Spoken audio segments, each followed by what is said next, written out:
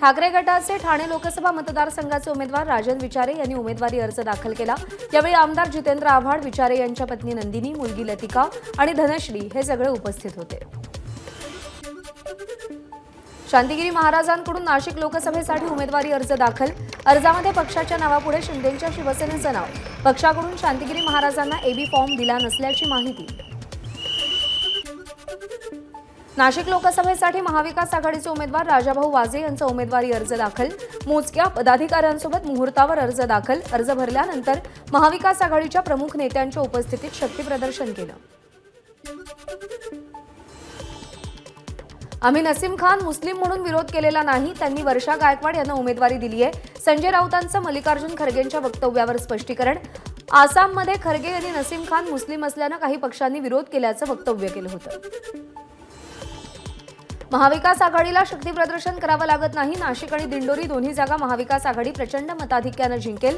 राजाभाऊ वाजेंसमोर विरोधकांना उमेदवारच मिळत नाही, संजय राऊत यांची विरोधकांवर टीका।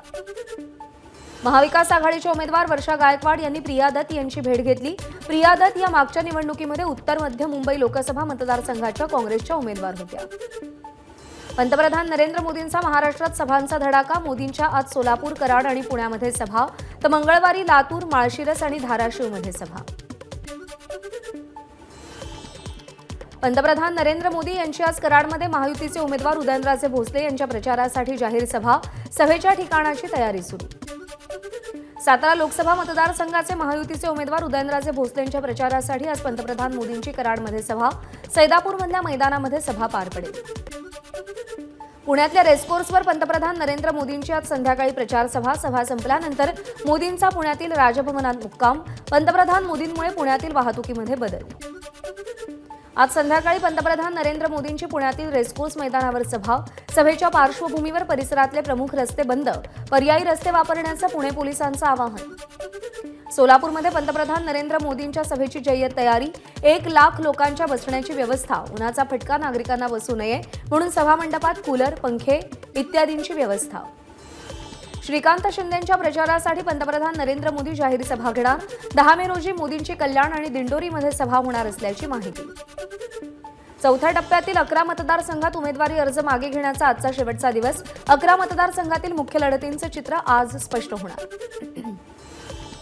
ठाणे शहराच्या विकासात योगदान असेल तर मतदार तिसऱ्यांदा संधी देतील, महाविकास आघाडीचे उमेदवार राजन विचारे यांची प्रतिक्रिया। ठाणे लोकसभेचे महाविकास आघाडीचे उमेदवार राजन विचारे यांनी कोपिनेश्वर मंदिरामध्ये जाऊन दर्शन घेतलं।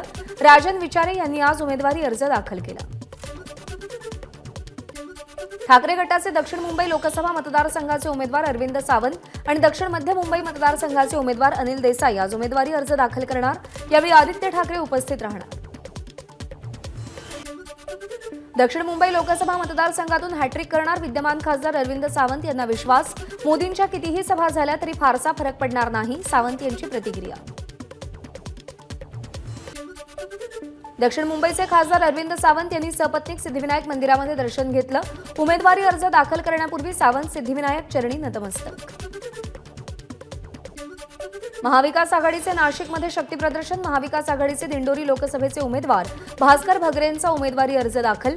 यावेळी संजय राऊत, जयंत पाटील, बाळासाहेब थोरात उपस्थित राहणार।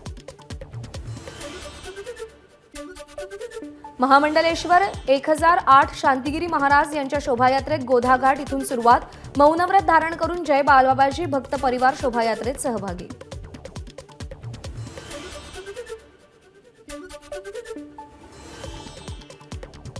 नाशिक लोकसभेसाठी महंत अनिकेत शास्त्री यांनी उमेदवारी अर्ज घेतला। भाजपच्या पक्षश्रेष्ठींनी सांगितल्यानुसार उमेदवारी अर्ज घेतला। अनिकेत शास्त्री यांची एबीपी माझाला माहिती।